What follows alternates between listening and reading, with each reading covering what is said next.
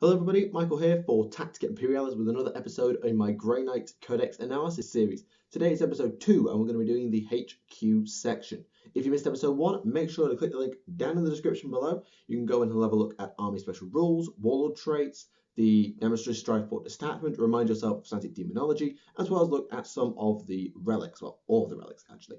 We'll be covering some things that revolve around points again, so the cost of the relics will be in this video, but what they actually do, I'm not going to go over in this episode. You'll have to go and watch episode 1 for that. So the Grey Knights HQ section is, well, it's good.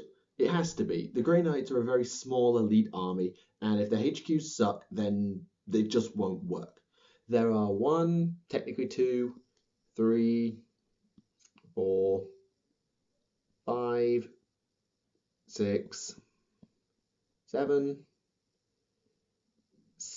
in the HQ choices, which is slightly above average, I think. I mean, I don't have that many comparison points, but I look at orcs and we have 1, 2, 3, 4, 5. Okay, 7's about average, maybe even slightly below average. So the first one on the list is a brother captain. He is weapon skill 6, ballistic skill 5, strength and toughness 4 with 3 wounds, initiative 5, 3 attacks, leadership 10, and a 2+ save. He has Terminator armor, a Storm Bolter, a Nemesis Force Sword, frag and crack grenades, psych out grenades, and an iron halo. This is pretty standard for a Space Marine captain type of stat line. The other difference is he comes with Terminator as stock, and he will set you back 150 points. Now would be a good time to check out what Nemesis weapons do, seeing as they're going to come up all the blimmin' time. I think basically everybody has a Nemesis weapon, so it's worth checking what they do. So, a Nemesis Force Sword, which is what he starts with, is basically a power weapon with Force and Demon Bane. In fact, all Nemesis weapons have Demon Bane. If Force is successfully manifested and targets a unit with 1 or more weapons with the Demon Bane special rule, in addition to the usual effects, all weapons with that special rule reroll failed to wound and armor penetration rolls against models with the Demon special rule whilst Force is on. So if you put Force on, you reroll to wound against demons, which is pretty good. I quite like that rule. There are 1, 2, 3, 4, 5, 6 different types of Nemesis weapons, and I will come back to all of them as and when they come up. So as I say, you get Force Sword. It's basically just a power weapon. It's got nothing else going for it really, but it's a pretty good basic to have. You may have Power Fist options, but I don't think they really exist in this book. So he has the Aegis, meaning that he rerolls 1 to deny the witch. They shall know no fear, independent character, preferred enemy demons, Psycho Mastery level 1, and Purity of Spirit. This means that he rerolls all 1s against demons, which is good anyway, so he doesn't have to have Nemesis on in order to get some rerolls. Pretty handy. He can generate his powers from Santic, Demonology, Divination, Pyromancy, Telekinesis, and Telepathy, which is quite a decent choice. He may also upgrade to a Grand Master. Now, for a Grand Master, you pay 35 points and you gain 1 attack and 1 mastery level. So you become a level 2 Psyker and you gain a 4th attack. So looking at Psykers generally, you pay 25 points for a mastery level. So you pay 10 points for +1 attack. Okay. And then you may take melee weapons, Terminator special weapons, special issue wargear, and or relics. Oh, actually, I forgot to mention psychic grenades. I forgot to look at what they did. That was very foolish of me, wasn't it? So let's go and have a look at psychic grenades. Big equipment. Special issue wargear. Here we go. Okay, so psychic grenades. It is 1 model can choose to throw a grenade rather than use other shooting weapons. Range 8, strength 2 AP nothing, assault 1 blast, psi shock. If a unit contains at least 1 Psyker is hit by, including Brotherhood of Psykers or Psychic Pilot, if they're hit, then 1 randomly determined Psyker model in that unit takes a Peril's hit in addition to anything else. And in Assault, models with a Psyker, Brotherhood of Psyker, or Psychic Pilot rule that are charging unit equipped with Psychic grenades don't get bonus attacks for charging. However, if the charged unit was already in combat from a previous turn or has gone to ground, the grenades have no effect. Okay. They're more useful at range than they are in melee. But they have a use in melee, taking away all the extra attacks of a Warlock Conclave, taking them down to 1 instead of 2. Kind of handy. And Librarian Dreadnoughts as well. Obviously, range is where they are far, far more useful, but I don't know how many dudes will actually have them. Right, now let's look at that wargear list, because that's what I was supposed to do. So melee weapons, they're all really cheap because you pay a lot already. They're actually quite cheap. So you have the Nemesis Force Halberd for 2 points, a pair of Falchions for 4 points, a Nemesis Warding Stave for 5 points, and a Nemesis Demon Hammer for 10 points. And those weapons, let's go back to the Nemesis list. So if you take a Halberd, you gain +1 strength, but you become two-handed. Pretty good trade-off for 5 points. Nemesis Demon Hammer for 10 points, it's a Thunder Hammer basically. Force weapon, double strength, AB2, unwieldy, concussive, specialist weapon, Demon Bane. Nemesis Warding Stave, it's basically a, Force Staff, but with Demon Bane and the Ward special rule, meaning that he gains Adamantium Will, meaning that he'll be denying on 4s all the time, with rerolls of 1, 3s if he has a high mastery level like a Grandmaster. The Nemesis Falchions, you get a pair of these, and they're basically twin power weapons. So you pay 4 points to gain an attack, long story short. You still keep your Storm Bolter because unlike most guys, your Storm Bolter is wrist mounted. There is one other Nemesis weapon, but that does not apply here because that is for a Dread Knight. So there are your options. I think in general, you are wanting either to stick with your Force Sword or take a pair of Falchions. You have nothing to lose from Falchions for 4 points. You have nothing to lose. So always a good pick there. Warding Stave will be handy if you know you're going into a heavy Psycho meta. Hammer has its uses as well. The Halberd is just +1 strength. +1 strength versus +1 attack. I don't know which is better, but I think I would go with the attacks normally because I need to be able to deal with hordes. Then I can take Terminator special weapons. I can replace my Storm Bolter with an Incinerator for 10 points, a Silencer with a P for 15 points, or a Psy Cannon for 20 points. And these were always really, really scary for Grey Knights because they was really good. I think they nerfed them a bit by taking away Psybolt ammunition, but oh wow. So Psy Cannon is 24-inch range, strength 7, AP 4, salvo 2-4 rending. Wow, that's good. That is really, really good.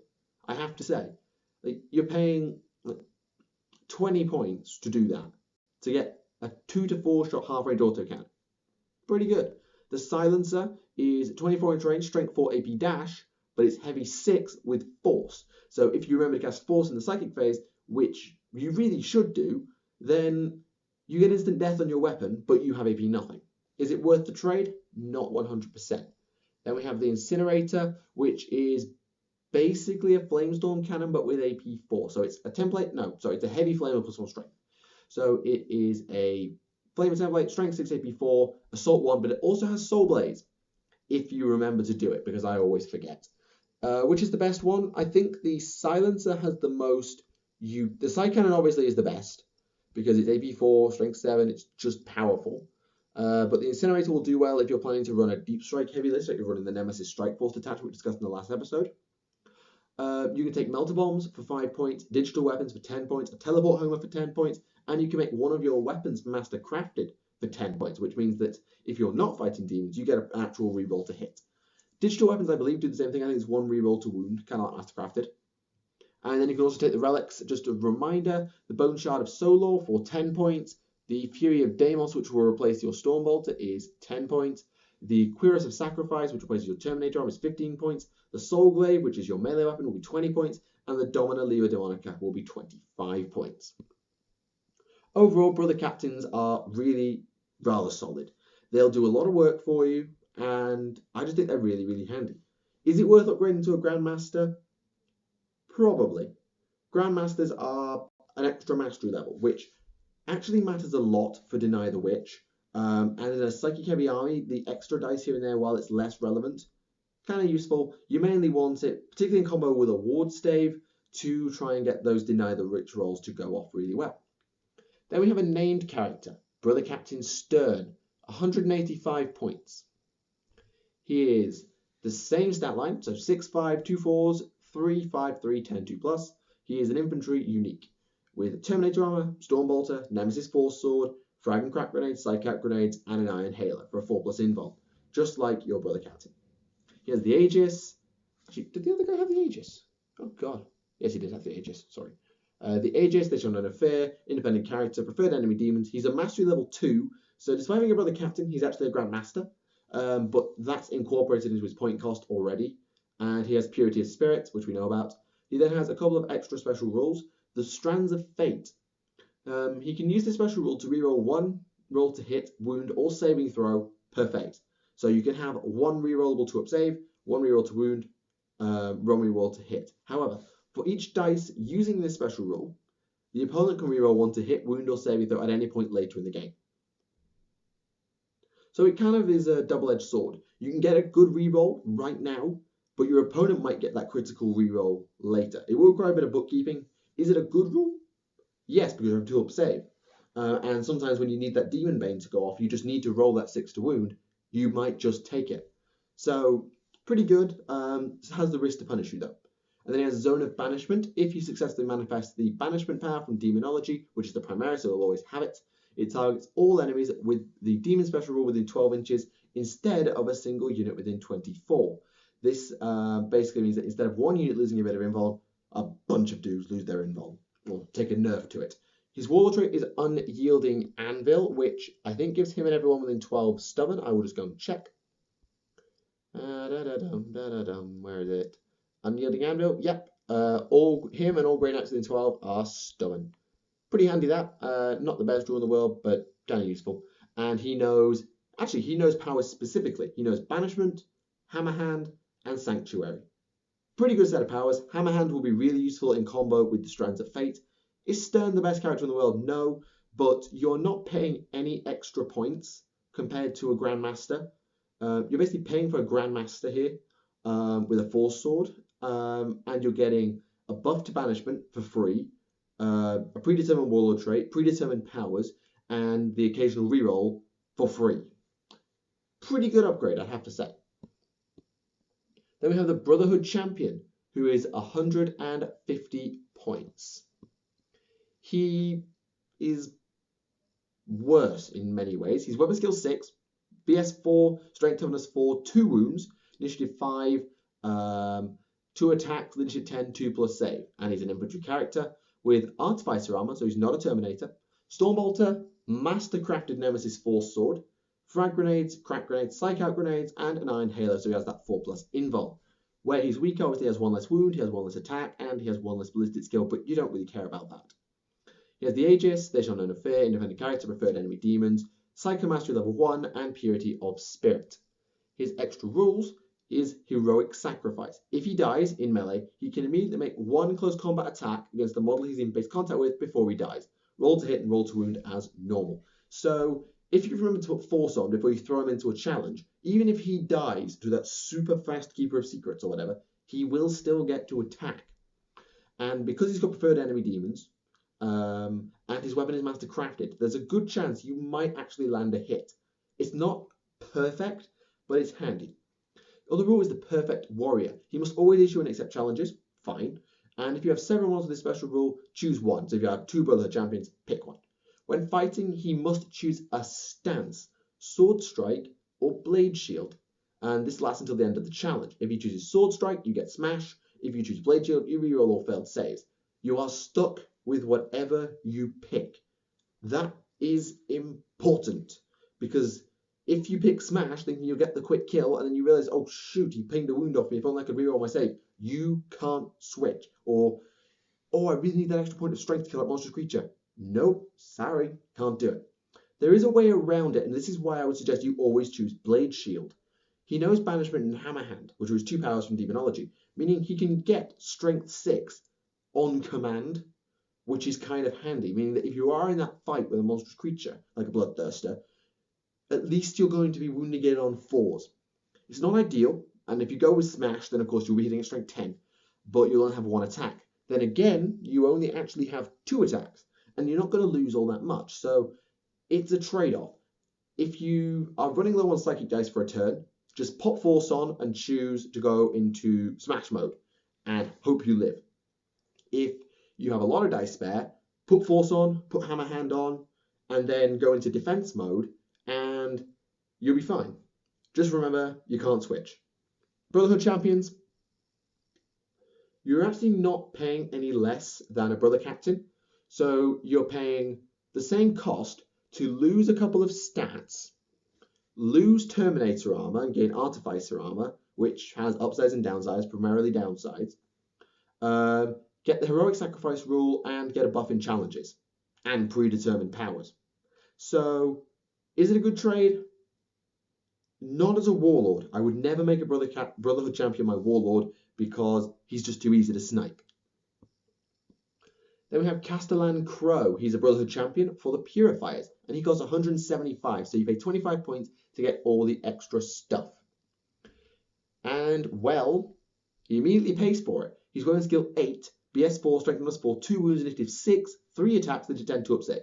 So that's 25 points. You gain 2 points of weapon skill, an initiative point, and an attack, which is pretty good. You have Artificer armor, Storm Bolter, Frag Grenades, Crack Grenades, Psychic Grenades, Iron Halo, the Aegis, Fearless, Heroic Sacrifice, which we mentioned just before, Independent Character, Perfect Warrior, Preferred Enemy Demons. He's also Mastery level 2, so all those stat boosts are essentially free. Purity of Spirit, and whenever he fights in a challenge, he uses both stances at once. So he has Smash and he rerolls all failed saves. You don't even have to pick with this guy. His Warlord trait, Hammer of Righteousness. Let me just remind myself what that does. I should have done this. I should know this by now. His unit has Hammer of Wrath. So put Hammer Hand on before you go in. So you'll be +2 strength and you'll actually do some damage. As for his weapon, well, that weapon is kind of cool. It's the Blade of, I think it's Antwer, or is it it's the Blade of Antwer. Yeah, the Blade of Antwer. He knows Banishment, Hammer Hand, and Cleansing Flame, which is a buff because he knows an extra power. Cleansing Flame is a Nova, it's kind of useful. And his weapon is basically a close combat weapon because it's a very interesting weapon. Basically, if he uses how powerful a sword could be, he could be an absolute monster, but it would corrupt him. So he just uses it as a dagger. So while you get some buffs, you also have a terrible, terrible weapon that is literally just a pointy stick. It is worse in melee than this guy's chopper. Well, it's no better than that guy's chopper. So, is it worth it? You have to put Hammer Hand on. That's all I think I can say about that, is you should really put Hammer Hand on, so you go up to strength 10. But because you have Smash in the challenge anyway, you may not need it. Because you'll be in challenges, you will be strength 8, might actually work for you. But that weapon is so bad compared to the other Grey Knight weapons that maybe he's not as worth it as I thought. But he's still good. Not a Warlord though. Then we have the Librarian. He's 110 points. He's really cheap. He's really, really cheap. He's weapon skill 5, ballistic skill 4, strength +4, 2 wounds, initiative 4, 2 attacks, initiative 10, and a 2+ save. He's a worse version of Brotherhood champion, but he has Terminator armor, a warding stave, meaning he has Adamantium Will, and a power maul with concussive and all that business. Frag grenades, crack grenades, psychic grenades, and a psychic hood. I'm going to confess I have no idea what a psychic hood does because I don't use librarians. So I believe it's in the 40k rulebook. You can check it up if you wish to. Here's the Aegis, They Shall Know No Fear, Independent Character, Preferred Enemy Demons, Mastery level 2. He's basic level 2, which is kind of good, and Purity of Spirit. He can use Santic, Divination, Pyromancy, Telekinesis, and Telepathy. So you don't get Biomancy, and you don't get Malefic because obviously it's Malefic. You can make him level 3 for 25 points, and he may take either a Storm Bolter for 5 points or a Combi Flamer, Melter, or Plasma for 10 points. He has no ranged weapon basic. You may want to compensate for that. Storm Bolter will generally do you fine, but you may want to take a combi weapon, maybe. You may replace your warding stave with a sword, halberd, or a pair of falchions for free. But because you're a librarian, having Adamantium Will and being a level 3, possibly, means that you'll be denying any power going at your units on 3s. Yeah, 3s. Rerolling 1s. Let's point that out as well. So, yeah. I don't think you need the warding stave, but it will certainly come in useful for you. If you're facing a lot of Space Marine opponents, though, get a Force Sword or something. Or at least, or actually, a pair of falchions. Or a helmet. Depends what you need. You might not have Hammer Hand. Or you can take a Demon Hammer for 5 points if you really, really need it. He may take Special Issue Wargear and or Relics, which we talked about earlier. Special Issue Wargear, you probably don't need anything. Relics, this is probably the best guy to put the Domina Liber Demonica on. I can never quite pronounce that because he gets an extra power, making him essentially a level 4. But you don't have to do that. And there's a Tech Marine who's 90 points. He is literally a tactical marine in artificer armor. Slew of 4s, 1 wound, 1 attack, leadership 8, 2 up save. Artificer armor, bolt gun, power axe, frag and crack grenades, sidecat grenades, and a servo harness. It's not just a servo arm, it is a full servo harness, which is kind of useful. I believe that integrates a flamer, a melter gun, and a power fist, or a servo arm, should I say. Oops. Servo harness. There we go. So yeah, it has 2 servo arms, which are basically power fists, plasma cutter, which is a twin-linked plasma pistol, and a flamer. You can either fire both of them or one of them and your bolter. You generally be firing your bolter and the plasma cutter, but if the plasma cutter is in range, the flamer is probably in range. So pretty useful. I'll just double check the servo arm while I'm here and just check that it is, yeah, it's power fist, but it's AP1, not 2, for all the difference that makes when it comes to popping vehicles. Tech Marines, they're kind of terrible, I'll be honest. They have the Aegis, they shall not interfere, independent character, preferred enemy demons, level 1, purity of spirit, and for each HQ, you can include a Tech Marine. They don't use up a Force Org slot, which is great. Blessing of the Omnissiah, in each of your shooting phases, instead of shooting, you can repair a single friendly vehicle you're in base contact with. On a 5-up or a 4-up, because you have a servo harness, you may either restore a hull point or repair a weapon destroyed or immobilized, effective immediately, meaning that vehicle can shoot. Bolster defenses after deployment, but before scouting and infiltrating, nominate 1 piece of terrain in your deployment zone and buff its cover save by 1 to a maximum of 3+. You can only buff each piece of terrain once. You have multiple Tech Marines, you only get 1 buff per terrain. He knows Banishment, he knows Hammer Hand, that's kind of useful. And he may replace his servo harness and bolt gun with a conversion beamer. Now this is one of the funky weapons. This is a funky cool weapon because it gets better with range. So, up to 18-inch range, it is a strength 6 AP nothing blast. From 18 inches to 42-inch range, for no reason, it is strength 8 AP 4 heavy 1 blast. From 42 to 72-inch range, it is strength 10 AP 1 blast. Yeah, but if you scatter beyond 72 inches, you miss. So what you do is you place it within 72 inches, then scatter, then check how far away you actually are, and that's what your strength is. If you're over 72, you miss. So don't put it right at the extreme end of the range because you have a 50-50 chance you'll miss. So is it worth it, 20 points, to lose the short-ranged weaponry and the buff to fixing? Depends on how many vehicles you're running. If you're just running 1 Tech Marine with a conversion beamer, it might actually be worth it. He may replace his bolter with a storm bolter. Is there any reason not to make this trade? That's my question. For 3 points, there is absolutely no reason not to make this trade because you can then assault. You may take melee weapons, specialist issue wargear, or relics. You don't really need the relics. Specialist issue wargear won't help you out all that much, I guess, although because your servo harness is wound on 2s, digital weapons might be kind of handy. And you may take melee weapons, meaning you can get rid of that power axe for a nemesis weapon. So if you want to, you can have Force Sword, Falchions, Halberd, Demon Hammer. Depends on what you want, really. I don't think he needs them, though. Either you're going to have him camping and fixing, or camping and shooting. You just texted me. Okay. So yeah, that is that. That is all of the HQ choices. We kind of rushed towards the end there, and for that I apologize. But we've gone through all the war gear in this episode, and we touched on all of the HQ options. Well, actually, we've gone through all of the weapons that apply to Terminators anyway. There are a couple that apply to non-Terminators, like Strike Squads, and we'll cover them in the next episode, I assure you. So, in review of this section, the Brother Captain is good, he's powerful, he's reliable, and he should probably be upgraded to a Grandmaster. If you can't afford it, that's no problem. He's still pretty handy on his own. In terms of weapon loadout, I think Falchions are really good. I think Halberd is really good.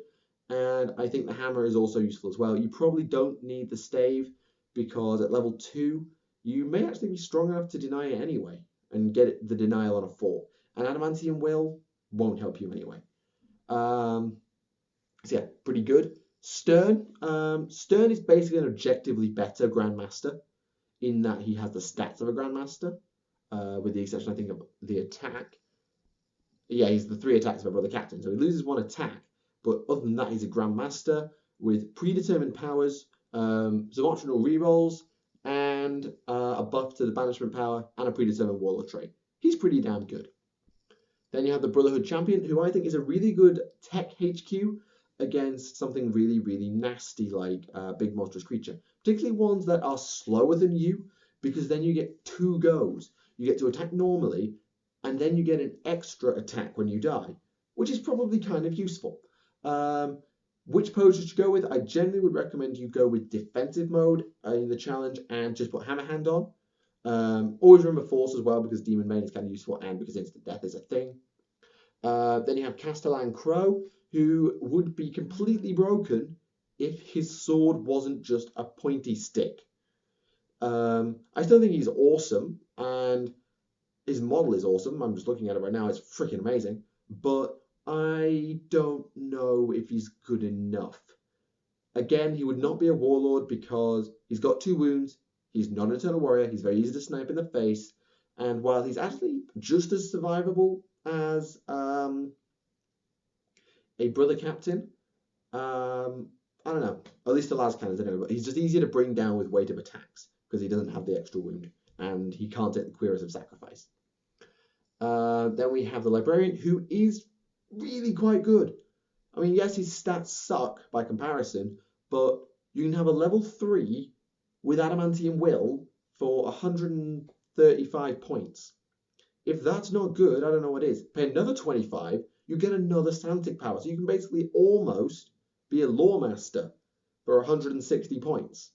And that's pretty good. Is he perfect? No, absolutely. His stats kind of make up for the fact that he's got a lot of power, but he's good nonetheless.